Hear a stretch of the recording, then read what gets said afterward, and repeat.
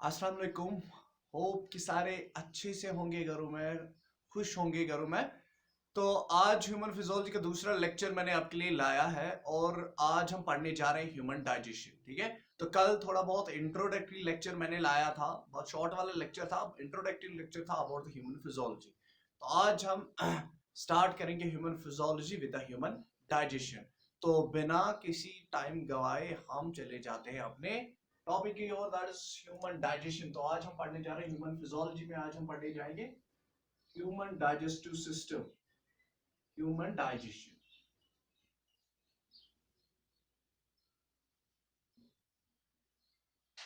लेकिन उससे पहले ह्यूमन डाइजेस्टिव सिस्टम पढ़ने से पहले देखो कुछ इंपॉर्टेंट चीजें हैं जो आपको जरूरी याद रखनी है।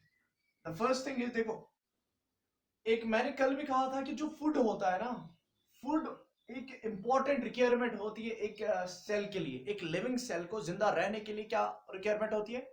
तो एक सेल को चाहिए होता है फूड फॉर लिविंग। तो फूड चाहिए एक सेल को, सेल को क्या चाहिए? फूड चाहिए, क्योंकि इसी से वो जिंदा रह सकती है। जिंदा रहना मीन्स वो अपने प्रोसेसेस, वो अपने काम, एक सेल अपने सारे काम कर सकती है। किसकी वजह से? फूड की वजह से। तो फूड जो है ना, फूड बेसिकली ये फूड में ऐसा क्या चीज है जो मेरी सेल को चाहिए? फूड बना किसका होता है? फूड बना होता है न्यूट्रिएंट्स का, is made up of nutrients. ठीक है, ये किनका बना होता है? न्यूट्रिएंट्स। अब न्यूट्रिएंट्स, हम न्यूट्रिएंट किसको कहते हैं? न्यूट्रिएंट्स हम सिंपली कहते हैं कि substances which are required for the survival of cell। Cell अपने जिंदा रहने के लिए, सर्वाइवल के लिए फूड में से न्यूट्रिएंट्स को यूटिलाइज करती है, उनको प्रोसेस करती है। ठीक है, और उसके बाद तब जाके वहां से एनर्जी रिलीज होती है, तब जाके एक सेल लिविंग सेल होती है। तो nutrients are simply the substances which are required for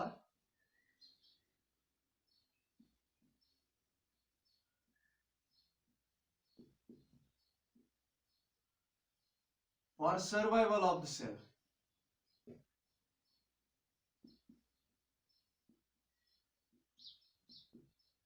substances which are required for the survival of the living cell। क्योंकि देखो यही न्यूट्रिएंट्स बेसिकली एनर्जी रिलीज करेंगे upon digestion. These will release the energy. ठीक, तो nutrients हो गए, simply मैं कहता हूं कि जो न्यूट्रिएंट्स होते हैं ये बेसिकली मटेरियल होते हैं जो एक लिविंग ऑर्गेनिज्म रिक्वायर करता है। ठीक है, तो यहाँ आप सबस्टेंसेस और द मटेरियल्स भी लिख सकते हो। materials or the substance which are required for survival of the living organisms, या which are required by the living organisms। आप ऐसे भी लिख सकते हैं, which are required by living organisms for the survival। तो living organisms जो भी मटेरियल यूज करते हैं living organisms for survival, that material is known as nutrient. तो न्यूट्रिएंट्स हमने सिंपली कहा कि न्यूट्रिएंट्स ऐसे मटेरियल्स होते हैं जो एक लिविंग सेल को जिंदा रखते हैं, एक लिविंग सेल को लिविंग स्टेट में रखते हैं। या न्यूट्रिएंट्स वो ऐसे सबस्टेंसेस, ऐसे मटेरियल होते हैं जो एक लिविंग ऑर्गेनिज्म के सर्वाइवल के लिए रिक्वायर होते हैं। तो सिंपल सी डिफिनेशन आ गई यहां तक कि फूड, देखो फूड में क्या होता है?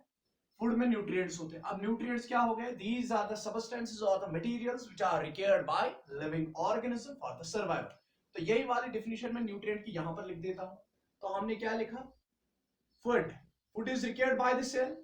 Now food contains nutrients. Food में क्या होते हैं? न्यूट्रिएंट्स। What are nutrient?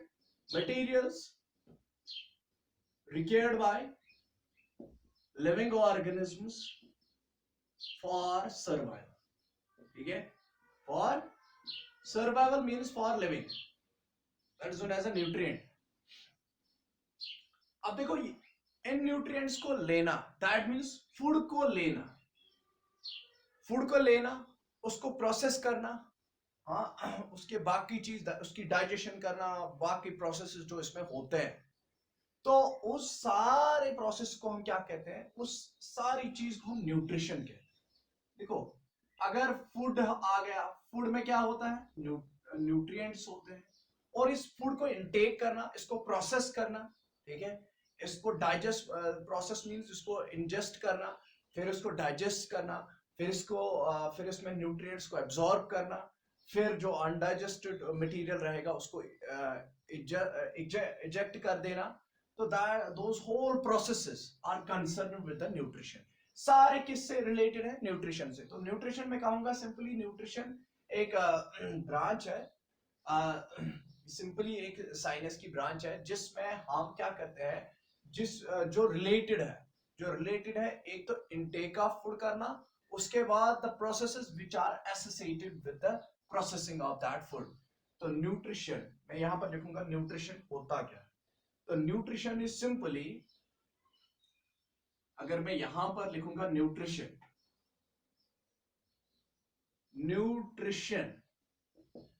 तो न्यूट्रिशन क्या हो गया, इनटेक ऑफ फूड करना, intake of food and the processes, या simply and the processing of that food. Intake of food करना और उसके बाद and the processing of that food which involves, उस प्रोसेसिंग ऑफ फूड में क्या आता है, प्रोसेसिंग ऑफ फूड में आता है डाइजेशन आएगा उसमें, हाँ, उसमें एब्जॉर्प्शन आएगी, उसमें एसिमिलेशन आएगी, उसमें एक्सक्रीशन आएगी, ठीक है। तो ये सारे प्रोसेसेस जो है ये रिलेटेड है किसके साथ, न्यूट्रिशन के साथ। तो न्यूट्रिशन सिंपली हम कहते हैं, न्यूट्रिशन हम सिंपली नहीं कहेंगे कि intake of food is known as nutrition. Intake of food as well as the processing of that intaken food, जो हम फूड लेते हैं उसके बाद उसमें जो प्रोसेसेस होते हैं, ठीक है, तो वो प्रोसेसेस को मिला के हम कहते हैं कि this is known as nutrition, ठीक है। उसको हम क्या कहते हैं, तो intake of food and the processing of that food which involves the digestion, absorption, assimilation, excretion is called as nutrition, or the branch of biology which is concerned with the study of nutrition is known as nutritional biology. Nutritional biology, तो nutritional biology या nutritional science भी आप कह सकते हैं। तो nutritional biology और nutritional science, it is the science which deals with the study of nutrition. लेकिन न्यूट्रिशन में हम क्या करते हैं, हमें बेसिकली न्यूट्रिशन में आता क्या है, एक तो फूड इनटेक करना, उसके बाद फूड को क्या करना, दैट मींस फूड को इंजेस्ट करना, उसके बाद उसकी डाइजेशन, एब्जॉर्प्शन, एसिमिलेशन, एक्सक्रीशन, ये सारे के सारे प्रोसेसेस हो रहे हैं, this comes under the nutrition, और इस वाली स्टडी को हम न्यूट्रिशनल साइंस कहते हैं, ठीक है। यहां तक तो न्यूट्रिशन यहां तक क्लियर हो गया। और जो फूड है, फूड में जो हमारी सेल्स को क्या चाहिए, फूड, ठीक है ना, for living, to be in a living state. लेकिन फूड में क्या है, फूड में एक्चुअली क्या होते हैं, देयर आर लाइफ सेविंग, और दैट मींस सर्वाइवल के लिए कुछ मटेरियल्स होते हैं, वो जो न्यूट्रिएंट्स उसमें होते हैं। तो food contains some materials which are required by the living organism। Food में कुछ मटेरियल्स होते हैं, कुछ सब्सटेंसेस ऐसी होती है जो एक लिविंग ऑर्गेनिज्म को जिंदा रहने के लिए बहुत ही ज्यादा जरूरी होते हैं, तो उन चीजों को हम न्यूट्रिएंट्स कहते हैं। अब देखो, जब भी फूड, अब कोई ऑर्गेनिज्म ने फूड खाया, हाँ, अब देखो पहले हम कहते हैं कि ये जो फूड है ना, फूड का ऑरिजिन, फूड कहां से आएगा, फूड का ऑरिजिन दो जगह से आएगा, या तो ये प्लांट ऑरिजिन में होगा, या तो ये प्लांट डेराइव्ड फूड होगा, या तो ये एनिमल डेराइव्ड फूड होगा, एनिमल डेराइव्ड फूड, ठीक है। या तो ये प्लांट ऑरिजिन का होगा, या तो ये एनिमल ऑरिजिन से आया होगा फूड। देखो ये जो फूड है, अगर ये प्लांट ऑरिजिन से आया है, देखो प्लांट ऑरिजिन से ये फूड दो तरीकों में, क्या मैं यहाँ पर बोलूंगा आपको कि एक तरीका है जिससे फूड प्रिपेयर हो जाता है प्लांट्स, प्लांट ऑरिजिनेटेड फूड, वो कैसे बनता है। प्लांट्स जो होते हैं, प्लांट्स क्या करते हैं, अगर मैं प्लांट्स की एग्जांपल ले लूं तो प्लांट्स होते हैं भाई autotrophic. Autotrophic means they prepare their own food. Plants क्या करते हैं, दे आर ऑटोट्रोपिक। ऑटोट्रोपिक क्या हो गया भाई, they prepare their own food. Auto means self and tropic means to Trophic means nutrition. That means they are undergoing the self nutrition. They are preparing their own nutrition. तो plants क्या होते हैं? Autotrophic in mood of nutrition. ये कौन सा nutrition करते हैं? ये autotrophic mood of nutrition करते हैं. और autotrophic mood में क्या होता है? देखो, autotrophic mood में plants prepare their own food. मैं यहाँ पर लिखूंगा plants prepare their own food. Simple सी बात है, ये आपको सारा कुछ पता है. Plants prepare their own food, अपना फूड को खुद ही बना देते हैं. अब देखो, इन प्लांट्स को हम जो अपना फूड खुद ही बनाते हैं, इनको हम क्या कहते हैं? इन ऑर्गेनिजम्स को हम कहते हैं सिंपली ऑटोट्रॉप्स. तो प्लांट्स क्या हो गए? ऑटोट्रॉप्स हो गए, क्योंकि ये अपना फूड खुद ही बनाते हैं. अब देखो, ये खुद फूड बनाते हैं, लेकिन कैसे बनाते हैं? या तो ये देखो, ये जो अब ऑटोट्रॉपिक न्यूट्रिशन है ना, ऑटोट्रॉपिक न्यूट्रिशन अब दो किस्म का हो गया है. एक तो हो गया फोटो ऑटोट्रॉपिक, दूसरा हो गया chemo autotrophic. Photo and chemo autotrophic. देखो, फोटो ऑटोट्रॉपिक न्यूट्रिशन क्या हो गया? फोटो ऑटोट्रॉपिक न्यूट्रिशन हो गया जो प्लांट्स है, प्लांट्स देखो, photo autotrophic. Autotrophic means organism which are preparing their own food. तो फोटो ऑटोट्रॉपिक न्यूट्रिशन क्या हो गया? ये हो गया है कि इसमें ऑर्गेनिजम्स प्रिपेयर करते हैं अपना खुद फूड. प्लांट्स प्रिपेयर करेंगे अपना खुद फूड, लेकिन इन प्रेजेंस ऑफ प्रेपरेशन, मैं सिंपली कहूंगा preparation of food in presence of sunlight, chlorophyll, by utilizing carbon dioxide and water. That is known as photoautotropic nutrition. तो photoautotropic nutrition ये ऐसा एक टाइप ऑफ न्यूट्रिशन है जिसमें एक ऑर्गेनिज्म, जिसमें ऑर्गेनिजम्स अपना फूड प्रिपेयर करेंगे, लेकिन in the presence of sunlight and chlorophyll. और किसको वो यूटिलाइज कर रहे हैं? कार्बन डाइऑक्साइड और वाटर को. जैसे कि ऐसे एक हम रिएक्शन लिखेंगे, लास्ट में कार्बन डाइऑक्साइड प्लस वाटर मिल जाता है, और क्या बन जाएगा? यहाँ पर फूड बन जाएगा. ठीक है, तो यहाँ पर सनलाइट और क्लोरोफिल हो जाएगा. तो this is known as photo autotrophic nutrition. और इस तरीके को, जिससे अगर फूड बन रहा है लेकिन in presence of sunlight, chlorophyll and by utilising carbon dioxide and water, इस प्रोसेस को हम क्या कहते हैं? इस प्रोसेस को हम फोटोसिंथेसिस कहते हैं. फोटोसिंथेसिस. तो फोटोसिंथेसिस क्या है? It is basically the food making process. ये है फूड मेकिंग प्रोसेस. तो फूड मेकिंग प्रोसेस को हम क्या बोलते हैं? It is known as photosynthesis. उसमें ये चीजें यूटिलाइज होती है. और एक तो फोटोसिंथेसिस कौन करते हैं? All green plants. क्योंकि ग्रीन प्लांट्स में क्या होता है? क्लोरोफिल होता है.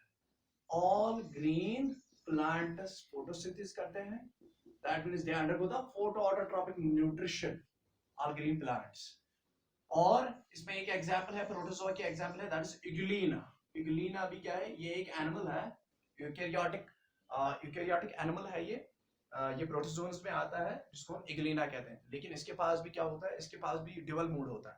ये दिन में इसके पास क्लोरोफिल भी है, तो दिन में ये क्या करता है? इन प्रेजेंस ऑफ सनलाइट ये फोटोसिंथेसिस करता है, लेकिन रात में ये हेटेरोट्रॉपिक न्यूट्रिशन भी करता है. तो ये तो हो गया, ये प्लांट्स अपना फूड बनाते खुद है. ठीक है, तो अगर हम इनसे, प्लांट से फिर वो फूड हासिल करेंगे, जब इन्होंने फोटोसिंथेसिस की, फूड इन्होंने बनाया, उसके बाद हम फूड वहां से लेंगे, तो that means that food is plant originated food. इसी तरीके से देखो, ये जो ऑटोट्रॉपिक न्यूट्रिशन, ऑटोट्रॉपिक न्यूट्रिशन का मैंने बोला था कि दूसरा टाइप भी है. दूसरा टाइप कौन है? Chemo autotrophic nutrition. Chemo autotrophic nutrition. तो दैट मींस उसको हम कीमोसिंथेसिस भी कहते हैं. It is also known as chemosynthesis. Food making process है ये, तो that is known as chemosynthesis. Chemo autotrophic nutrition में क्या होता है? इसमें भी ऑर्गेनिजम्स अपना फूड खुद ही बनाते हैं, लेकिन not in presence of sunlight. They are independent of sunlight. Sunlight हो या ना हो, उससे कोई फर्क नहीं पड़ता है इनको. तो इनको क्या चाहिए? इनको होता है ये बनाते हैं, दे प्रिपेयर फूड. ये प्रिपेयर फूड करते हैं, प्रिपेयर फूड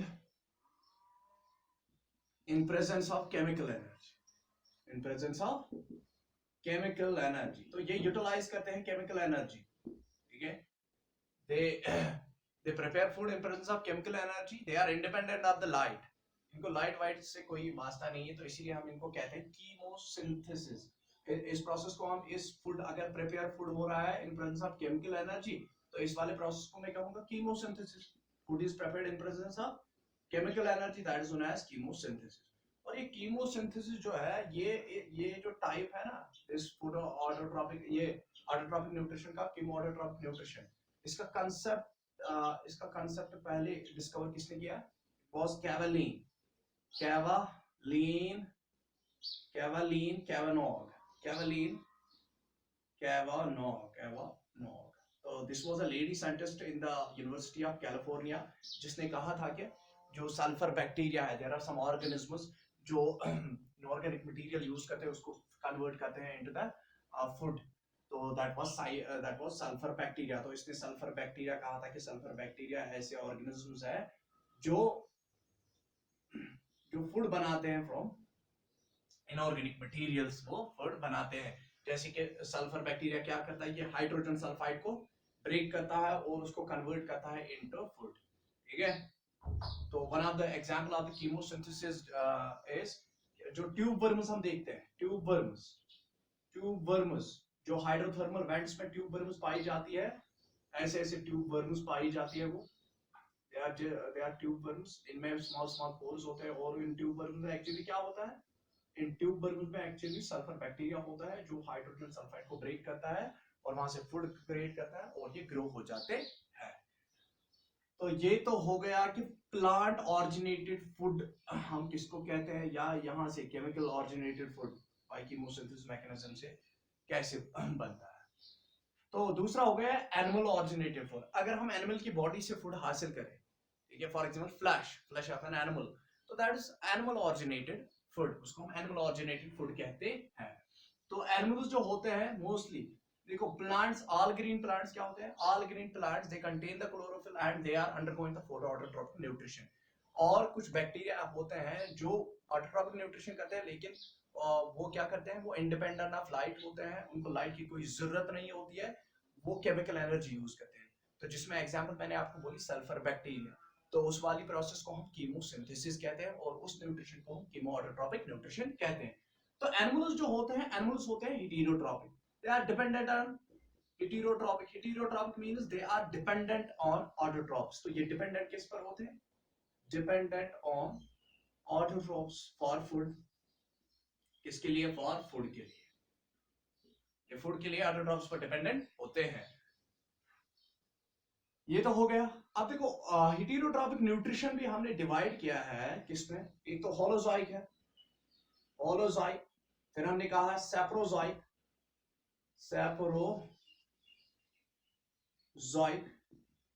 और हमने पैरासाइटिक भी लगा दिया है, लेकिन अब छोड़ो पैरा, चलो ठीक है, पैरासाइटिक, मेन तीन ही मिले. होलोजोइक मींस, होलोजोइक वो वाला न्यूट्रिशन है जिसमें हम होल फूड सब्सटेंस को इनटेक करते हैं. इसमें होल फूड इनटेक किया जाता है, होल फूड इज इनटेक. इसमें होल फूड इनटेक किया जाता है, चाहे बाइट करते हैं हम, चाहे कुछ करते हैं, तो but whole food is taken, ठीक है. सॉलिड फूड इज टेकन और solid food is taken, solid food हम इनटेक करते हैं. तो इसमें एग्जांपल है कि जो ह्यूमंस है ना, humans holozoic mode of nutrition करते हैं, और बैक्टीरिया भी, कुछ बैक्टीरिया भी होलोजोइक मोड ऑफ न्यूट्रिशन करते हैं, और प्रोटोजोअन्स भी होलोजोइक मोड ऑफ न्यूट्रिशन करते हैं. सैप्रोजोइक हो गया. सैप्रोजोइक में क्या होता है, सैप्रोजोइक मींस जिसमें, देखो पहले क्या होता है, सैप्रोजोइक वो मोड ऑफ न्यूट्रिशन होता है जिसमें एक सैप्रोजोइक पर मैं आपको एक एग्जांपल देता हूं. देखो सैप्रोजोइक न्यूट्रिशन क्या है. सैप्रोजोइक न्यूट्रिशन मेनली कौन करता है, फंजाइज करते हैं. कौन करते हैं, फंजाई. फंजाई क्या करता है, for example here is a bread piece. यहाँ पर एक ब्रेड पीस है मेरा, और इस पर थोड़ा सा मैंने पानी छिड़क दिया, ठीक है, और मैंने उठाया ये ब्रेड पीस और कहाँ रख दिया, मैंने अलमारी में रख दिया. 3-4 डेज तक मैंने इसको क्या किया, मैंने इसको देखा नहीं. 3-4 डेज के बाद जब मैं इसको निकालता हूँ, तो यहाँ से इसके ऊपर एक लावा सा लगा होता है. That lava is, that is a fungi, that is fungus. इस पर डेवलप हुआ होता है। तो अगर मैं इसको ऐसे ही रखूं तो विद इन 2-3 डेज ये सारा कुछ खत्म हो जाएगा, मुझे पता भी नहीं चलेगा कि ये ब्रेड पीस था यहाँ पर या ना था। तो वो ब्रेड पीस कहाँ गया, उसको डाइजेशन किया गया, उसको खा लिया गया। किसने खा लिया? Bye fungi. फंजी कैसे खाती है? देखो फंजी फंगल के स्पोर्स, जो फंगल स्पोर्स होते हैं, जो फंगल स्पोर्स होते हैं ना, that means just like as जो अंडे होते हैं फंगस के, वो कहाँ होते हैं? वो एयर में होते हैं। अब एयर में देखो एयर में फंगल स्पोर्स होते हैं। ये फंगल स्पोर्स किसी चीज पर अटैच हो जाएंगे, लेकिन किस चीज पर अटैच हो जाएंगे? अगर कोई चीज होगी वेट, तो फंगल स्पोर्स कहां पर? वेट सरफेस पर अटैच हो जाते हैं। They need wet surface for attachment. They need nutrition, उनको अवेलेबल न्यूट्रिशन चाहिए, उनको न्यूट्रिशन अवेलेबल चाहिए, और उनको एवरेज टेम्परेचर चाहिए। तो ये तीन कंडीशंस अगर फंगल स्पोर्स को मिल गई, they will germinate and they will grow. तो जब मैंने इस पर ये अभी खुश था, it was the bread piece was dry, ये ड्राई था, तो दैट मींस कोई चांस ही नहीं था कि फंगल स्पोर्स इस पर अटैच हो जाते। लेकिन मैंने इस पर क्या किया, मैंने इस पर पानी छिड़क दिया, तो दैट मींस ये इसकी सरफेस क्या होगी? It becomes wet. तो पहली कंडीशन सेटिस्फाई होगी, वेट होगी। तो जो ही ये वेट होगी, एयर जो है, एयर इस पर टकराने लगा। तो जब एयर इस पर टकराने लगा, तो इस पर जो फंगल स्पोर्स थे, वो फंगल स्पोर्स यहाँ पर बैठ गए। जब फंगल स्पोर्स इस पर बैठ गए, तो अब फंगल स्पोर्स को जर्मिनेट होने के लिए दूसरी कंडीशन क्या है? Nutrition should be available. तो ये ब्रेड जो है, ये कार्बोहाइड्रेट्स का ही बना है, ये न्यूट्रिशन, ये न्यूट्रिएंट ही है। तो that means available nutrition, nutrition is available for them. और तीसरा होना चाहिए एवरेज टेम्परेचर। भाई घर में तो एवरेज टेम्परेचर ही होता है ना, ठीक है? तो एवरेज टेम्परेचर भी इनको मैसर हो गया, तो दे विल ग्रो। जब ये ग्रो हो गए, तो इन्होंने क्या किया? इन्होंने ब्रेड पीस, जो ये फंगल स्पोर्स ग्रो हो गए, तो पहले पहले फंगस, देखो फंगस में क्या होता है? फंगस में डाइजेस्टिव एंजाइम्स होते हैं। Fungus they contain digestive enzymes, उनमें पहले से ही डाइजेस्टिव एंजाइम्स होते हैं। तो जो ये ग्रो हो गए, तो उन्होंने क्या किया? उन्होंने वो डाइजेस्टिव एंजाइम छोड़ दिए। उन डाइजेस्टिव एंजाइम्स को सिंपली हम लाइटिक एंजाइम्स कहते हैं। तो फंगल स्पोर्स से जब फंगल स्पोर्स जर्मिनेट हो गए, तो उन्होंने क्या किया? उन्होंने इस ब्रेड पीस पर ये डाइजेस्टिव एंजाइम्स छोड़ दिए। तो डाइजेस्टिव एंजाइम्स ने क्या किया? डाइजेस्टिव एंजाइम्स ने इस ब्रेड के पीस को दैट मींस इसको डाइजेस्ट करना शुरू कर दिया। इसको क्या किया? इसको उन्होंने, वहां पर पानी भी अवेलेबल था, लिटिल बिट इसमें मॉइस्चर था, मॉइस्चर भी अवेलेबल था, और उन्होंने जब डाइजेस्टिव एंजाइम उस पर डाले, तो वो सोल्यूशन फॉर्म में कन्वर्ट हो गया। तो ये ब्रेड पीस अब, फॉर एग्जाम्पल यहाँ पर ये ब्रेड पीस अब सोल्यूशन फॉर्म में चेंज हो गया। तो जब ये सोल्यूशन फॉर्म में चेंज हो गया, उसके बाद ये इसको क्या करते हैं? ये इनटेक करते हैं। That means saprophytic nutrition means intake of the liquid material. ये फूड को in the liquid form intake करते हैं, लेकिन पहले फूड को क्या करते हैं? ये डाइजेस्ट उसको करते हैं आउटसाइड द बॉडी, ठीक है? तो सप्रोफाइटिक न्यूट्रिशन में क्या होता है? Digestion of food outside the body, digestion of food outside the body हो जाती है। एंड आफ्टर दैट क्या हो जाता है? After that the food is taken in the solution form. After that food is taken in solution form, क्योंकि यहां पर सोल्यूशन बन गई। Food is taken in solution form, solution form में फूड यहां पर इंटेक किया जाता है। तो पैरासाइटिक आपको पता ही है। पैरासाइटिक क्या होता है? पैरासाइटिक होता है कि जब एक ऑर्गेनिज्म दूसरी की बॉडी पर फीड करे, ठीक है? तो फॉर एग्जांपल एस्कैरिस हमारे इंटेस्टाइन्स में होता है। तो एस्कैरिस को क्या चाहिए होता है? एस्कैरिस को कोई मेहनत नहीं लगती है, तो एस्कैरिस जो हम चीजें खाते हैं वो डाइजेस्टेड मटेरियल वो खा लेता है। तो दैट मींस वो हमारे पे पैरासाइट हो गए। Ascaris on intestines of humans. Ascaris inside the intestines of humans. Ascaris क्या कहता है? वो सक करता है। वो सक करता है प्रीडाइजेस्टेड फूड, पहले से ही वो डाइजेस्ट किया हुआ होता है फूड, उसको कोई चबाने वबाने की कोई मेहनत ही नहीं करनी पड़ती है। तो वो आराम से वो बस खाली क्या करता है? वो वहां पर उसको सक करता है और वो न्यूट्रिशन करता है। तो उसको हम पैरासाइटिक न्यूट्रिशन कहते हैं। तो ये तो लिटिल बिट कंसेप्ट था about the food and the nutrition के बारे में, जो हम टाइप्स ऑफ न्यूट्रिशन इसमें लाते हैं। ये लिटिल बिट कंसेप्ट था। What is the time? It's 24 minutes late हो गए भाई। अब देखो, अब हम चलते हैं टुवर्ड्स द डाइजेशन, जो ह्यूमन डाइजेशन। तो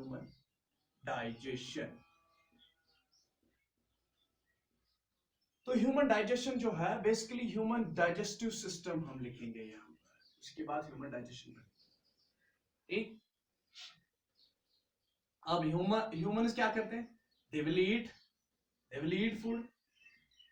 अब फूड जो होता है ना, फूड बना होता है किनका, फूड बना होता है न्यूट्रिएंट्स का। लेकिन ये न्यूट्रिएंट्स क्या होते हैं, ये दो शक्लों में आते हैं। फूड के दो पार्ट्स होते हैं, एक तो होता है सॉल्युबल पार्ट और दूसरा होता है insoluble part. Soluble part and insoluble part. Insoluble part को हम प्रॉपर फूड भी कहते हैं, फूड प्रॉपर, इसको हम क्या कहते हैं, फूड प्रॉपर। तो इनसॉल्युबल पार्ट में क्या होता है, इनसॉल्युबल पार्ट में आते हैं, इट कंटेन्स मैक्रो बायोमोलिक्यूल्स, या सिंपली मैं कहूंगा इट कंटेन्स मैक्रोन्यूट्रिएंट्स। आप मैक्रोन्यूट्रिएंट्स कहो या आप मैक्रो बायोमोलिक्यूल्स कहो। तो इसमें क्या होता है, इट कंटेन्स मैक्रोन्यूट्रिएंट्स। तो insoluble part that means food proper में क्या होता है, मैक्रोन्यूट्रिएंट्स होते हैं। अब मैक्रोन्यूट्रिएंट्स हो गए, what are macronutrients, these are large size nutrients. ये लार्ज साइज न्यूट्रिएंट्स होते हैं, या लार्ज साइज लार्ज बायोमोलिक्यूल्स होते हैं। तो एग्जांपल अगर मैं इसकी ले लूं तो carbohydrate, protein, lipids, nucleic acids, ठीक है। तो ये क्या है, these are macronutrients and they need digestion. तो मैक्रो न्यूट्रिएंट्स को क्या चाहिए, पहले they need digestion, break down चाहिए, so that cell can absorb. हमारी सेल इन मैक्रो न्यूट्रिएंट्स को एब्जॉर्ब नहीं कर पाती। अगर फूड में मैक्रो न्यूट्रिएंट्स है तो उस फूड को चाहिए कि वो जो मैक्रो न्यूट्रिएंट्स है वो पहले टूटने चाहिए, so that they should get convert into absorbable form. तो तब जाके हमारी सेल्स को एब्जॉर्ब करेगी। तो हमारी सेल डायरेक्टली मैक्रो न्यूट्रिएंट्स को टेक नहीं करती है। These macronutrients they need digestion, और डाइजेशन कैसे हो जाएगी, डाइजेशन मींस ब्रेक डाउन। तो ब्रेक डाउन कैसे हो जाएगा, बाय एंजाइम्स। तो बाय एंजाइम्स ब्रेक डाउन हो जाएगा। तो आप ये बात याद रखो कि जो इनसॉल्युबल पार्ट होता है फूड का, दैट इज फूड प्रॉपर, जिसको हम कहते हैं। तो उसमें कौन आते हैं, उसमें मैक्रोन्यूट्रिएंट्स आते हैं। तो मैक्रोन्यूट्रिएंट्स में आते हैं carbohydrates, protein, lipids, nucleic acids. तो इनको चाहिए होता है, दे नीड डाइजेशन, ठीक है। They need firstly digestion. तो इनको ब्रेक डाउन चाहिए होता है in order to get converted into soluble form, ताकि ये soluble form में आ जाए, तब जाके हमारी सेल इनको एब्जॉर्ब करेगी। और दूसरा होता है soluble part। soluble part को हम accessory part भी कहते हैं, accessory part of food, accessory part of food। तो एक तो फूड प्रॉपर हो गया, दूसरा हो गया एसेसरी फूड। एसेसरी फूड में कौन आता है, इसमें आते हैं मिनरल्स आते हैं, इसमें विटामिन आते हैं, इसमें अमाइनो एसिड्स आते हैं। प्रोटीन जब ब्रेक डाउन हो जाते हैं तो अमाइनो एसिड्स में कन्वर्ट हो जाता है। अगर अमाइनो एसिड फूड में अमाइनो एसिड मौजूद है तो that is directly absorb by the cell. Amino acids हो गए, इसमें फैटी एसिड्स हो गए, इसमें हो गए, इसमें अच्छा, इसमें शुगर्स हो गए, दैट मींस ग्लूकोज, वाटर हो गए इसमें। तो ये सारे किसमें आते हैं, they are directly absorb by the cell. तो इनको डाइजेशन की कोई जरूरत नहीं पड़ती है, हमारी ह्यूमन की सेल इनको डायरेक्टली एब्सॉर्ब कर देती है। तो this becomes the soluble part. तो सॉल्युबल पार्ट वो वाला पार्ट हो गया जिसको कोई भी डाइजेशन की जरूरत नहीं पड़ती है, जो डायरेक्टली एब्सॉर्ब होता है हमारी सेल्स के थ्रू। और इनको हम माइक्रो न्यूट्रिएंट्स भी कहते हैं। तो सॉल्युबल पार्ट में माइक्रो न्यूट्रिएंट्स आते हैं। माइक्रो न्यूट्रिएंट्स में अमाइनो एसिड्स है, फैटी एसिड्स है, शुगर्स है, वाटर है। हाँ, तो ये क्या है, दीज आर माइक्रो न्यूट्रिएंट्स, ठीक है। मिनरल्स और विटामिन भी इसमें आते हैं। तो दिस इज द फूड, ये फूड है, this is proper food, this is the proper part of the food, this is the accessory part of the food. ये फूड हो गया आपका। तो चलिए अब हम चलते हैं टुवर्ड्स द, अब हमने ये फूड को क्या किया, इनटेक किया। तो जब हमने फूड को इनटेक किया, अब देखो अब प्रोसेस ऑफ जो बेसिकली है ना, हम न्यूट्रिशन पढ़ रहे हैं। तो न्यूट्रिशन में सारा कुछ आता है, इनटेक ऑफ फूड, उसके बाद जो प्रोसेसिंग उसमें हो रही है। लेकिन अब हम यहां पर पढ़ने जा रहे हैं क्या, ह्यूमन डाइजेस्टिव सिस्टम। सारे कुछ कंसेप्ट, बेसिक कंसेप्ट हो गए हैं सारे। अब ह्यूमन डाइजेस्टिव सिस्टम पर आते हैं। जो ह्यूमन डाइजेस्टिव सिस्टम है, ये वो सिस्टम है, ये हमारा वो सिस्टम है जिससे हम एक तो फूड लेते हैं, उसके बाद उसमें जो प्रोसेसेस होती है वो इसी सिस्टम में होती है। This system is known as human digestive system. तो ह्यूमन डाइजेस्टिव सिस्टम एक ऐसा सिस्टम है which is concerned with the injection, which is concerned with the, जो पहला स्टेप होता है जब हमने फूड इनटेक किया तो आएगा, फॉर एग्जांपल हमने फूड को इनटेक किया, तो इनटेक का food is known as injection.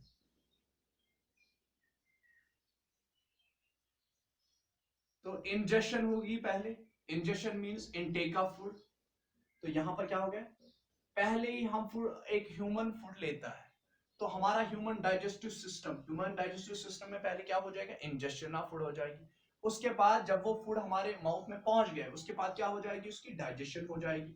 तो दूसरा स्टेप आता है डाइजेशन, और तीसरा स्टेप क्या आता है, digestion means break down of food in presence of enzymes, break down of food, breakdown of food in presence of enzyme, in presence of, yeah, with the help of enzymes, that is known as digestion। तो तीसरा step क्या आएगा, उसके बाद जब ये digestion हो गया, फॉर एग्जांपल हमने फूड खाया, वो हमारे स्टोमक में पहुंच गया, तो यहाँ इंजेक्शन हो गया, पहले हमने मुंह से खाया, वो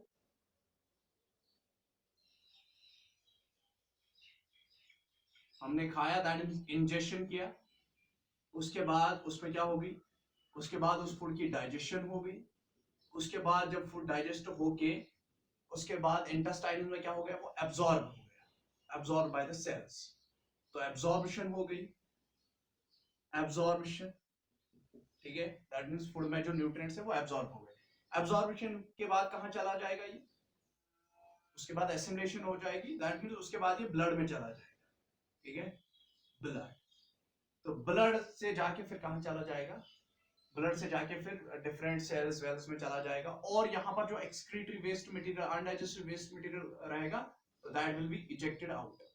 तो डाइजेशन के बाद एसिमिलेशन आएगी, ये एब्जॉर्प्शन आएगी, डाइजेशन के बाद एब्जॉर्प्शन ऑफ फूड हो जाती है, और एब्जॉर्प्शन ऑफ फूड के बाद क्या हो जाता है, एसिमिलेशन। दैट मींस जो भी न्यूट्रिएंट है ना, ये अब एसिमिलेट हो जाएगा, ये टुगेदर हो जाएगा, फॉर एग्जांपल कहीं पर ये मिल जाएगा, एसिमिलेशन। उसके बाद क्या होती है, एसिमिलेशन के बाद इजेक्शन होती है। तो अनडाइजेस्टेड वेस्ट मटेरियल बाहर निकलता है, जो भी अनडाइजेस्टेड वेस्ट मटेरियल होता है वो बाहर निकल जाता है, that is known as ejection. तो ह्यूमन डाइजेस्टिव सिस्टम जो है, ह्यूमन डाइजेस्टिव सिस्टम में अगर for example human digestive system की अभी बात छोड़ो, तो पहले हम क्या करते हैं, डाइजेशन, हमें ह्यूमन डाइजेशन पढ़ना है। तो डाइजेशन में हमें क्या करना है, पहले हमें इंजेक्शन ऑफ फूड करना है, इनटेक ऑफ फूड करना है। तो डाइजेशन जो है, डाइजेशन में पहले ह्यूमन की डाइजेशन हम पढ़ने जा रहे हैं। ह्यूमन की डाइजेशन में पहला स्टेप क्या आएगा, injection, that means intake of food. दूसरा स्टेप क्या आएगा, break down of that food, वो फूड को ब्रेक डाउन हम करेंगे, तो उसको हम डाइजेशन कहते हैं, ठीक है। और तीसरा स्टेप क्या आएगा ह्यूमन डाइजेशन में, एब्जॉर्प्शन। अब फूड डाइजेस्ट हो गया, वो सॉल्युबल, वो nutrients, macro nutrients micro nutrients में कन्वर्ट हो गए, वो एब्जॉर्बेबल फॉर्म में कन्वर्ट हो गए। उसके बाद हमारी इंटेस्टाइनल सेल्स उनको क्या करेगी, एब्जॉर्ब करेगी। एब्जॉर्ब होने के बाद वो एसिमिलेट हो जाएंगे, वो टुगेदर, वो गैदर अप हो जाएंगे, that is known as assimilation. और उसके बाद इजेक्शन हो जाएगी, लेकिन इजेक्शन किन की हो जाएगी, अनडाइजेस्टेड वेस्ट मटेरियल जो रह गया, जो हमारी बॉडी में किसी काम का नहीं है, अगर फूड में से कुछ वेस्ट मटेरियल रह रहा है पीछे जाके, तो तो वो इजेक्ट आउट हो जाएगा, वो रिमूव हो जाएगा from the body, that is known as ejection. तो ये तो देखो, ये तो स्टेप वाइज है कि ये तो स्टेप वाइज है कि डाइजेशन कैसे चले। अब हम ह्यूमन डाइजेस्टिव सिस्टम पर आते हैं। ह्यूमन डाइजेस्टिव सिस्टम जो है, ह्यूमन डाइजेस्टिव सिस्टम में दो इंपॉर्टेंट पार्ट्स हैं। ह्यूमन डाइजेस्टिव सिस्टम में क्या है, there are two important parts of human digestive system. तो पहला पार्ट क्या है ह्यूमन डाइजेस्टिव सिस्टम में, that's alimentary canal. Alimentary canal, alimentary canal is the first important part of the human digestive system, जिसको हम गट भी कहते हैं, ठीक है। ह्यूमन डाइजेस्टिव सिस्टम का पहला पार्ट है एलिमेंट्री कैनाल। दूसरा वाला पार्ट क्या है ह्यूमन डाइजेस्टिव सिस्टम का, that is accessory glands, accessory glands, और जिनको हम डाइजेस्टिव ग्लैंड्स भी कहते हैं। एसेसरी ग्लैंड्स में आएगा पहले ही कौन आएगा, इसमें आएगा पेनक्रियाज आएगा, इसमें लिवर आएगा, सलिवरी ग्लैंड्स भी इसमें आते हैं, या इंटेस्टाइनल ग्लैंड्स, ठीक है। अब छोड़ो, तो मेनली देखो एसेसरी ग्लैंड्स यही है, pancreas, liver and salivary glands, they come under the accessory glands. तो एलिमेंट्री कैनाल क्या है? देखो एलिमेंट्री कैनाल क्या है, अगर हम ह्यूमन बॉडी की बात करें तो ह्यूमन बॉडी क्या है? ह्यूमन बॉडी एक सिलेंड्रिकल ट्यूब है, उस सिलेंड्रिकल ट्यूब में एक और ट्यूब है, that means tube in the tube body plan मैंने आपको पढ़ाया है, और इसमें इस ट्यूब में ऊपर जो ओपनिंग है that is known as mouth, और नीचे जो ओपनिंग है that is known as anus. तो ये जो एलिमेंट्री कैनाल है, alimentary canal is simply a tube. ये क्या है? ट्यूब।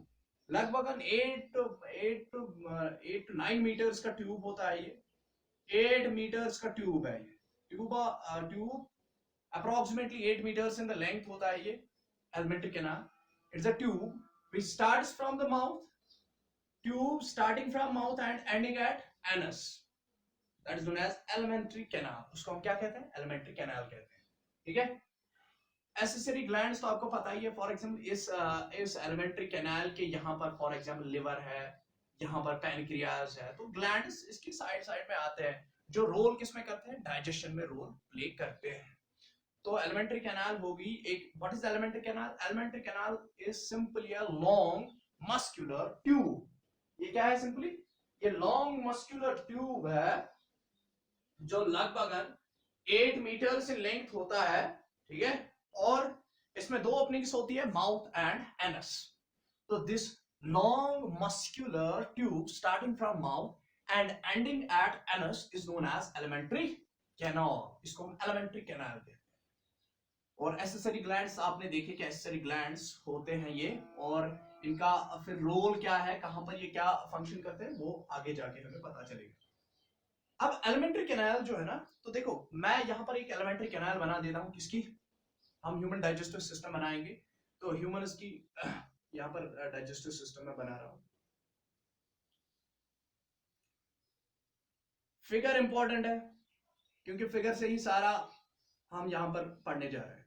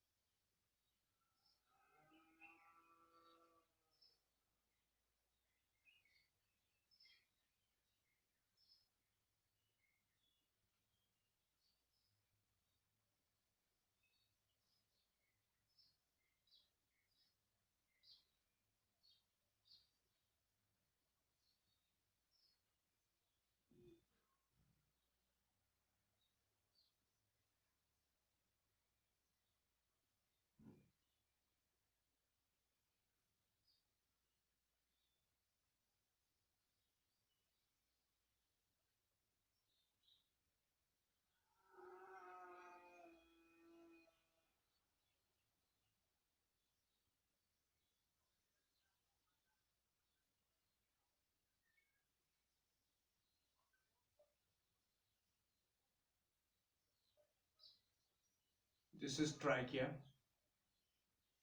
देखो ये क्या है? दिस इज माउथ, ये माउथ है, this is mouth, then this is buccal cavity,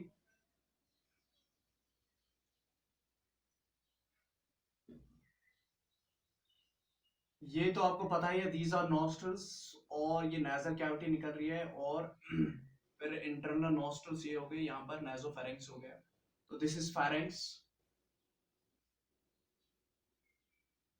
and this is esophagus और food pipe.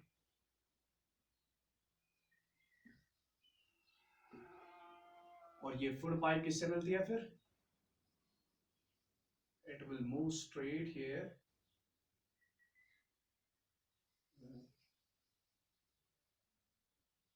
and it will enter into stomach. This is the stomach, and here it becomes C-shaped। लेकिन आपकी यहाँ पर आपकी NCERT ने बोला है यू शेप्ड यहाँ पर है।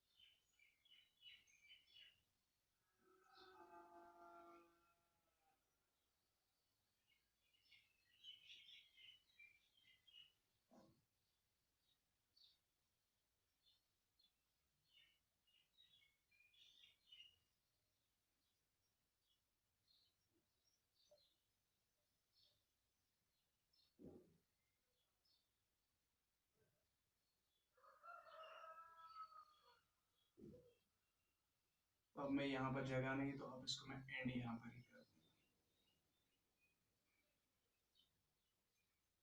Now this is NS.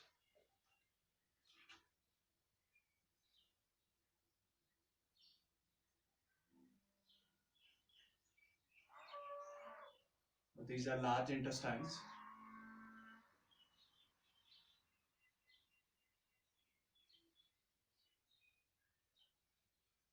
और यहाँ पर सीकम है, दिस इज स्मॉल इंटेस्टाइन, यहाँ से आएगा।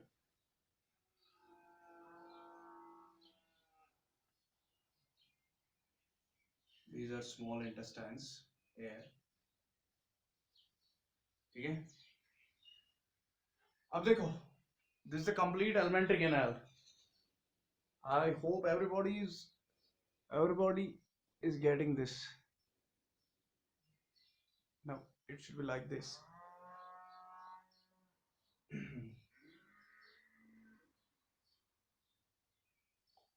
I think almost everything is visible to all. Now it is better.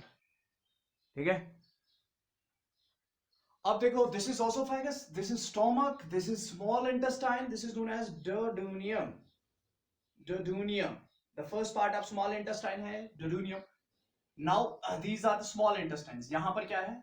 This is jejunum, small intestine का दूसरा part, jejunum. Then there is ileum. Here this is ileum. And उसके बाद the first part of the large intestine, this is the large intestine and this is the first part of the large intestine. और ये देखो, यहाँ पर जो large intestine का पहला part है ये ऐसा है, मैंने ऐसे इसको बनाया है, this is the large intestine the first part, और इस यहाँ पर small intestine, this is the small intestine, this is the large intestine का पहला part. तो large intestine के पहले part पर यहाँ पर एक finger like projection होती है. This finger-like projection is known as vermiform appendix. Vermiform of appendix. Vermiform of appendix इसको हम कहते हैं. This finger-like projection on the cecum. So this first part of large intestine is known as cecum. और इस cecum की surface पर, इनके walls पर एक pocket-like, एक finger-like projection होती है. That finger-like projection is known as vermiform of appendix. एक उसके बाद देखो ये अपवर्ड्स निकलता है, ये लार्ज इंटेस्टाइन अपवर्ड्स निकलता है. तो देखो, this is the second part that is known as colon. Second part of the large intestine is known as colon. लेकिन अब हमने इस क्लोन के बहुत सारे नाम रख दिए. जब ये असेंड होता है, this is known as ascending clone.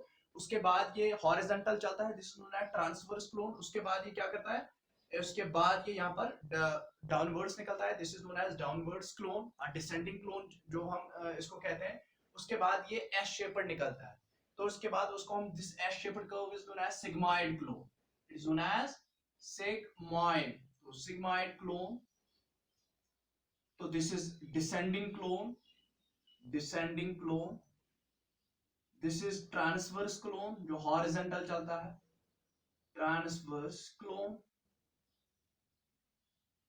Then this is ascending colon. ठीक है, असेंडिंग क्लोन। तो उसके बाद जब ये सिग्माइड क्लोन ये एस शेप्ड कर्व लेता है तो उसके बाद यहां पर क्या हो जाता है, मान से अब आ रहा है, आई थिंक सबको आ रहा है।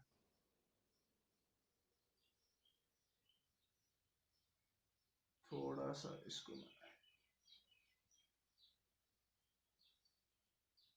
विजिबल विजिबल हो जाओ।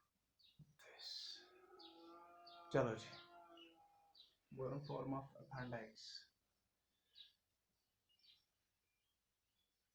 ऊपर ऊपर ही लिखना पड़ेगा। तो ये तो हो गया, ये एलिमेंट, ये एक एलिमेंट्री कैनाल है ह्यूमन की, माउथ से स्टार्ट हो रही है, this is the mouth. Mouth के बाद क्या निकलता है, बकल कैविटी निकलती है। बकल कैविटी किसकी बनी होती है, ऊपर पलेट होता है, दिस इज पलेट, और नीचे थ्रॉट होता है जिसको हम ये थ्रॉट कहते हैं। यहाँ पर हॉइड बोन होती है, यू शेप्ड बोन यहाँ पर होती है, this is known as hyoid bone. तो ये बेस पर होती है, this is known as U shaped bone, is known as hyoid bone, इसको हम हाइड बोन कहते हैं, यू शेप्ड बोन। और इस यू शेप्ड बोन और इसके दरमियान यहाँ पर ये जा है, this is the lower jaw. Lower jaw को हम मैंडिबल कहते हैं, this is mandible, lower jaw is known as mandible, and the upper jaw is known as maxillary. और अंदर जाके जो अंदर जाके है होता है दैट इज पलेट, ठीक है, पलेट। और यहाँ पर टंग होती है, हियर इज टंग, टंग यहाँ पर है, दिस इज द टंग। तो बकल कैविटी जो है, बकल कैविटी में क्या क्या आता है, इट्स अ स्पेस, ये बकल कैविटी बेसिकली स्पेस होती है between the palate and throat. Throat और पलेट के दरमियान जो स्पेस होती है that is known as buccal cavity. इस स्पेस में क्या आता है, एक तो पलेट आता है, एक तो टंग आती है, टीथ्स आते हैं, ठीक है। तो ये सारा किस में आता है, ये बकल कैविटी में आता है। बाहर जाके होता है माउथ, माउथ पर लगे होते हैं लिप्स, ठीक है।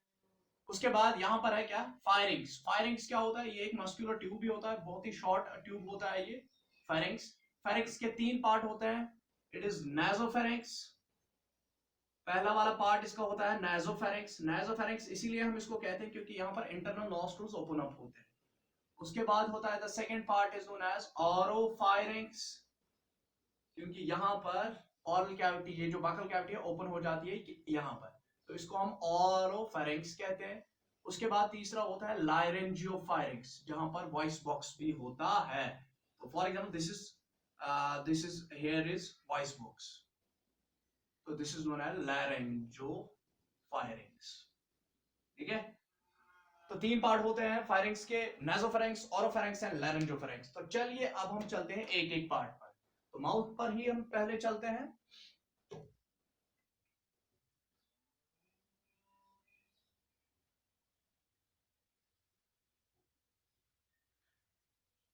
तो माउथ, माउथ जो है ना, माउथ की बात हम करें तो माउथ बना है डिफरेंट पार्ट्स का। माउथ में डिफरेंट पार्ट्स होते हैं, एक तो बाहर से ही आप देखो लिप्स होता है, माउथ इज हैविंग लिप्स, तो ये हो गए बाई लिप्स। तो माउथ में क्या है, लिप्स। तो पहला माउथ का पार्ट है लिप्स। लिप्स को हम क्या कहते हैं, labia, they are known as also labia. अब लिप्स क्या होते हैं, 2 इन नंबर होते हैं, दे आर 2 इन नंबर। अपर वाला लिप, दिस सुपीरियर लिप, जो अपर लिप होता है this is known as superior lip, superior lip और सुपीरियर लैबिया और लैबियम, ठीक है। तो ये हो गया सुपीरियर लैबियम, यहां पर आपको दिखाई दे रहा है ये सुपीरियर लैबियम, सुपीरियर लैबियम हो गया ये। उसके बाद जो ये लोअर लिप है this is known as inferior labium, इसको हम क्या कहेंगे, इंफीरियर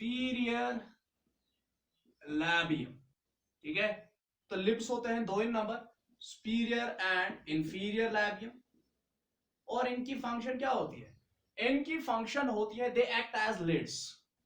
तो ये ढक्कन का फंक्शन करते हैं, दे एक्ट एज अ ढक्कन to the mouth, they act as lid to mouth, act as lids to mouth, they act as lid to mouth. क्योंकि जब हम खाना खाएंगे या पानी पिएंगे तो वो पानी बाहर नहीं निकलना चाहिए, वो वो फूड बाहर नहीं निकलना चाहिए, तो उसके लिए क्या लगे होते हैं हमारे माउथ पर?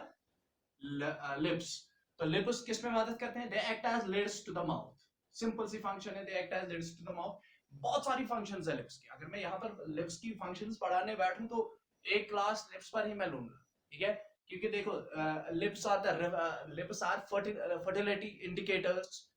इनको हम फर्टिलिटी इंडिकेटर्स भी कहते हैं। लिप्स को हम लिप्स से हम फर्टिलिटी चेक कर सकते हैं, मेल कितना फर्टाइल है और फीमेल कितनी fertile. For example, a male which is having short lips and short nose, short lips जिस मेल में होंगे, that male is highly fertile। उसी तरीके से जो फीमेल होती है having short lips and pinkish color lips, little bit light pink color के lips जिनको होते हैं, they are more fertile than other females।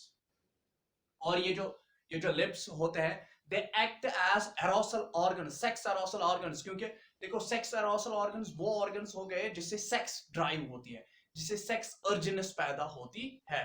तो फॉर एग्जांपल वाइल किसिंग क्या हो जाता है, ये जो लिप्स होते हैं बेसिकली लिप्स इनर्वेट हुए होते हैं, lips are innervated by nerves.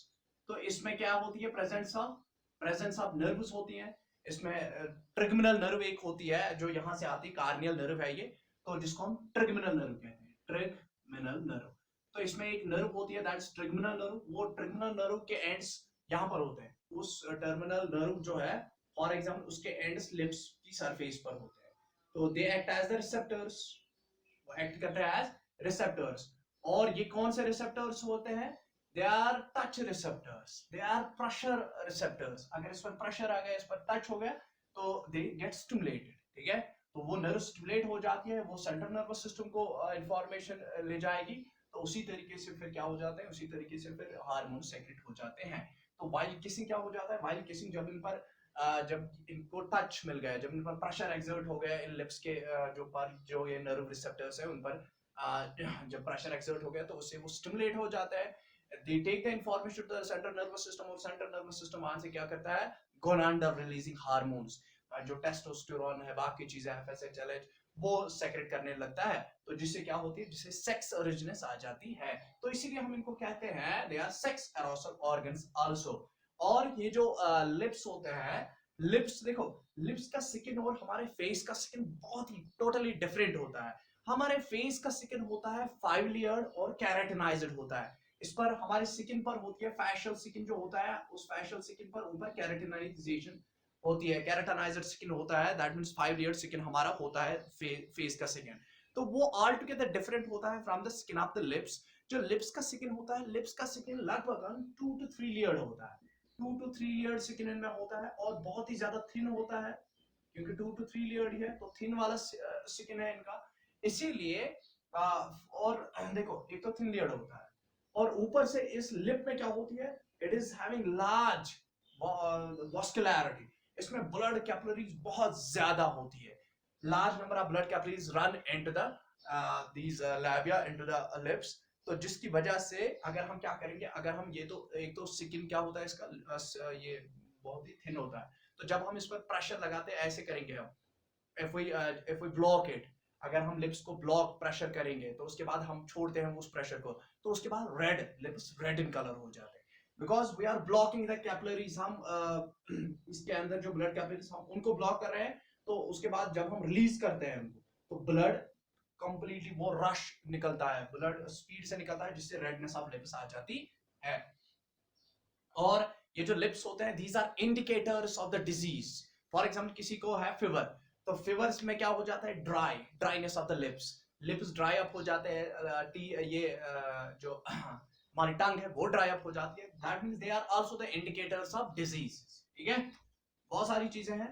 और देखो, ये जो लिप और फेस का जो स्किन है, इसके दरमियान एक बॉर्डर होता है। देखो, लिप, अपर लिप के ऊपर एक बॉर्डर है, तो that border is known as vermilion border. जो फैशियल स्किन और वर्मिलॉन बॉर्डर। तो वर्मिलॉन बॉर्डर क्या है? Vermilion border means it is the boundary between the lips and facial skin. Facial skin और जो फैशियल स्किन और जो लिप का जो स्किन होता है, उसके दरमियान एक बाउंड्री होती है। That boundary is known as vermilion border. और जो अपर लिप होता है, अगर हम अपर लिप पर जाए, मैंने कहा कि अगर मैं लिप्स पढ़ाने बैठूं तो it will take a class. तो अगर मैं लिप की बात, अपर लिप की बात करूं तो अपर लिप क्या होता है? It is bow like, it is just like as a bow, तीर कमान की तरह होता है अपर लिप। तो इसमें मिडिल में एक डिप्रेशन होता है, ठीक है। और ये डिप्रेशन आगे जाके, for example this is nose, तो नोज ये है, दिस इज नोज। तो नोज के नीचे यहां पर भी एक डिप्रेशन होता है जो बराबर इस लिप तक डिप्रेशन जाता है, ये उसके साथ मैचअप करता है। एंड दिस डिप्रेशन जो हमारे अपर लिप पर होता है ऊपर, दिस इज नोन एज फिलेंट्रम। फिलेंट्रम, तो ये फिलेंट्रम पहले पहले देखो, ये एक एम्ब्रियोलॉजिकल चीज है। ये पहले पहले हमारे में फंक्शनल थी, क्योंकि जब हम क्या करते थे, जब हम क्वाड्रुपेडल थे, जब हम वॉक करते थे ऑन फोर लिम्स, ठीक है। आज हम 2 लिम्स पर ही वॉक करते हैं, हमें बाइपेडल लोकोमोशन। लेकिन जब हम क्वाड्रुपेडल थे तो उस टाइम हमें ये स्मेलिंग के लिए था, स्मेलिंग के लिए था, क्योंकि यहाँ से फेरोमोन्स, ये इस डिप्रेशन से फेरोमोन्स जाते थे नॉस्ट्रल्स में।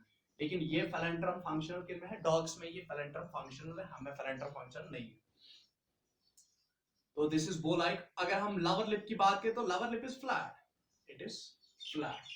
तो लोअर लिप होता है flat, lower lip is flat, ठीक है।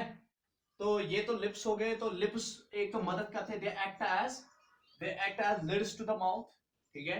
और they help in the sound production also. Voice, जो वॉइस हम प्रोड्यूस करते हैं तो उसके लिए लिप्स भी जरूरी होते हैं। तो ये तो लिप्स थे। उसके बाद हम जाते हैं माउथ में, जो दूसरा पार्ट आता है दैट इज टीथ। तो टीथ की बात करते हैं। अब टीथ क्या है? They are bone like structure. Bones नहीं होती है भाई, they are bone like structures, ठीक है। बोन लाइक स्ट्रक्चर्स होते हैं, bone like structures, but they are not true bones. Bone like structures होते हैं। और ये जो टीथ्स होते हैं, स्टडी ऑफ टीथ्स को क्या हम कहते हैं? Odontology.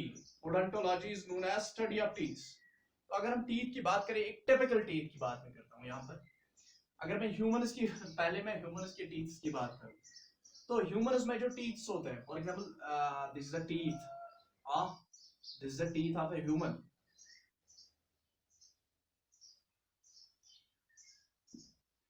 This is a teeth of human. ये प्रीमोलर जैसे बन गया। तो this is a teeth of a human. जो ह्यूमन्स में टीथ होते हैं, ह्यूमन्स में 2 मर्तबा टीथ आते हैं। ह्यूमन्स में कितने मर्तबा आते हैं टीथ? 2 मर्तबा आते हैं, 2 सेट्स में टीथ आते हैं। एक को कहते हैं मिल्क टीथ्स, जो पहले दफा टीथ्स आते हैं इनको हम कहते हैं मिल्क टीथ्स। और जो परमानेंटली आते हैं, जो दूसरी मर्तबा आते हैं, जब मिल्क टीथ्स निकलते हैं उसके बाद परमानेंट टीथ्स आते हैं, तो उनको हम परमानेंट टीथ्स ही कहते हैं, परमानेंट टीथ्स। तो teeths in humans, the teeth come in 2 sets. One is known as milk teeth and permanent teeth. तो न्यूली बॉर्न बेबी में जब पहले पहले दांत आते हैं, those are known as milk teeth. उसके बाद वो मिल्क टीथ गिरने लगते हैं, उसके बाद परमानेंट टीथ आ जाते हैं, ठीक है। यहां तक तो देखो, यहां पर मैं बोलूंगा जो मिल्क टीथ होते हैं ना, मिल्क टीथ ये टेम्पररी टीथ होते हैं, दे आर टेम्पररी, क्योंकि इनको जाना पड़ता है, ये निकलते हैं उसके बाद परमानेंट टीथ आ जाते हैं। तो अगर किसी ऑर्गेनिज्म में 2 मर्तबा टीथ आते हैं, 2 सेट्स में टीथ आते हैं, तो उन ऑर्गेनिज्म को हम क्या कहते हैं? डाइफायोडोंट्स। डाइफायोडोंट्स। तो ह्यूमन्स क्या है? Humans are डाइफायोडोंट्स। ह्यूमन्स है डाइफायोडोंट्स। और दैट मींस डाइफायोडोंट मींस इनमें 2 सेट्स में टीथ आते हैं, milk teeth and permanent teeth. और जो ह्यूमन्स के टीथ होते हैं, एक टीथ ऐसा होता है, ह्यूमन्स का एक आगे का टीथ ऐसा होता है, ठीक है। ये हो गया इंसिसर। उसके बाद एक टीथ ऐसा होता है, ये conical teeth like, this is known as canines. और उसके बाद एक ऐसा टीथ होता है थोड़ा बहुत, this is known as premolar. और फिर एक ऐसा, this is known as molar. तो 4 किस्म के टीथ इनमें होते हैं, ठीक है। टीथ तो होते हैं, 2 सेट्स में आते हैं, दैट इज डाइफायोडोंट। लेकिन इनमें 4 किस्म के टीथ होते हैं। इसकी फंक्शन अलग है, इसकी फंक्शन अलग है, इसकी फंक्शन अलग है, इसकी फंक्शन अलग है। तो 4 किस्म के टीथ इनमें पाए जाते हैं। तो जिस ऑर्गेनिज्म में 4 किस्म के टीथ पाए जाएंगे उनको हम हेटेरोडोंट्स कहते हैं। Heterodonts, heterodonts are the organism which have different types of teeth। इनमें 4 किस्म के टीथ पाए जाते हैं हेटेरोडोंट्स। तो इनमें हो गए इंसिसर्स, कैनाइन्स, प्रीमोलर्स एंड मोलर्स। इंसिसर्स का काम हो गया कटिंग, कैनाइन्स का काम हो गया टेयरिंग ऑफ फूड, और प्रीमोलर्स का काम हो गया चिविंग, ठीक है, चिविंग ऑफ फूड, और मोलर्स का काम हो गया grinding of food, grinding of food. तो इनके काम ऐसे हो गए, इंसिसर्स कट करते हैं फूड को, बाइट हम इंसिसर से ही करते हैं। उसके बाद टेयरिंग, ठीक है, टेयरिंग अगर किसी चीज को क्या करना है, उसके चीथड़े उड़ाने, तो कैनाइन्स हो गए टेयरिंग। कैनाइन्स वेल डेवलप्ड होते हैं कार्निवरस एनिमल्स में ज्यादा, जैसे टाइगर वाइगर डॉग, उनमें कैनाइन्स बहुत ज्यादा लंबे होते हैं, बहुत ज्यादा तेज होते हैं, क्योंकि इससे टेयरिंग ऑफ फूड हो जाती है। और प्रीमोलर्स क्या हो गए, चिविंग के लिए हो गए ये, और मोलर्स किसके लिए हो गए, molars for grinding of food. So that means humans are diaphragmodonts, humans are heterodonts, and humans are thecodonts। देखो थीकोडॉन्ट्स टर्म आपको याद होनी चाहिए। थीकोडॉन्ट्स होता क्या है, जो ह्यूमंस में फॉर एग्जांपल जो जबड़ा होता है, जबड़ा मींस जो लवर जा होता है या अपर जा, जाज में क्या होते हैं, जाज में ऐसे ऐसे पिट्स होते हैं, दीज आर पिट्स इनसाइड द जाज। तो जाज में पिट्स होते हैं, तो इन पिट्स में क्या होते हैं, दांत लगे होते हैं, these are teeth inside these pits। तो इन पिट्स, अगर जाज में पिट्स है, पिट्स में टीथ फिक्स है, तो इनको हम कहते हैं thecodonts, in which teeth are embedded inside sockets. तो ये जो होल्स हैं, इन होल्स को हम सॉकेट्स कहते हैं। these are known as sockets और alveoli, alveoli। तो alveoli और sockets क्या हो गए, these are simply the holes। ये सिंपली होते हैं पिट्स। किस में पिट्स होते हैं, ये जा में पिट्स होते हैं, उन्हीं पिट्स में फिर दांत फिक्स हुए होते हैं। तो अगर इसमें जिस किसी में इस तरह के दांत होंगे तो उनको हम थीकोडॉन्ट्स कहते हैं। तो thecodonts are the organs in which teeth are embedded inside jaws. ठीक है यहां तक। इसके बाद ये तो टीथ्स हो गए ह्यूमंस के टीथ। ह्यूमंस क्या होते हैं, they are thecodonts, they are thecodonts, they are heterodonts and they are diphyodonts. अब एक typical structure of the teeth हम लेंगे। Now this is a teeth, here I am taking this teeth.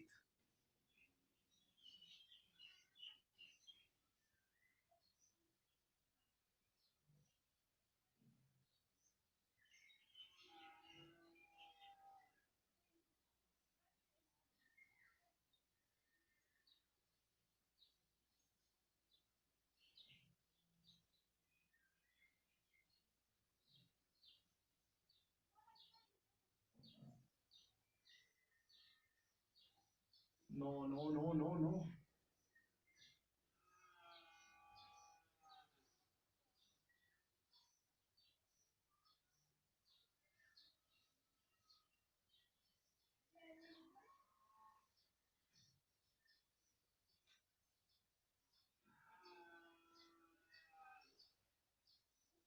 देखो ये एक इंसिसर है, आई एम टेकिंग द इंसिसर।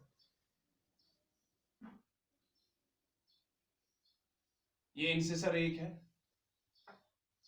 तो इस टीथ के ऊपर एक क्राउन लगा होता है, that crown is known as, इस क्राउन को हम कहते हैं eNAM.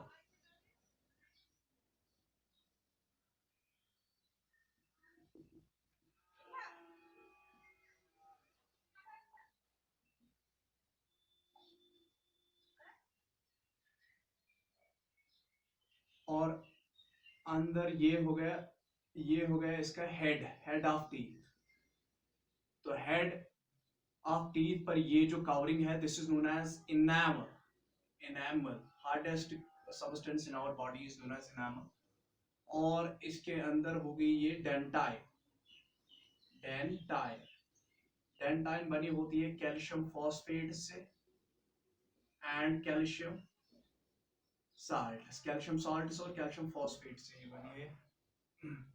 Calcium carbonate, not calcium salt, calcium carbonate. Calcium phosphate और कैल्शियम कार्बोनेट के डेंटाइन बने होते हैं, डेंटाइन बनी होती है।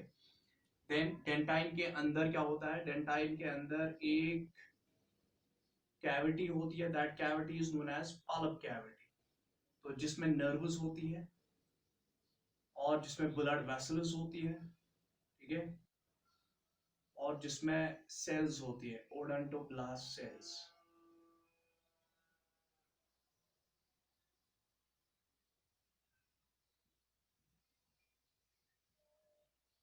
और एक सेल होती है दैट इज स्मेंटोसाइट्स।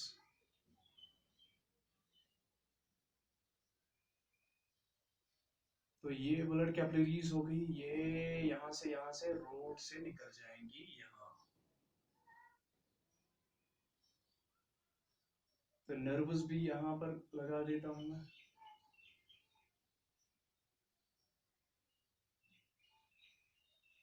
ये तो ब्लड कैपिलरीज हो गई, तो यहां से नर्व्स भी निकल रही है, ठीक है। और इसके बाद देखो यहां पर, दिस इज द नेक, यहां पर गम्स होते हैं, this is the neck part, neck part of teeth, तो ये गम्स हो गई, हेयर आर गम्स, जिनको हम गिंगीविया कहते हैं। उसके बाद this tapering part, this is known as tail और रूट।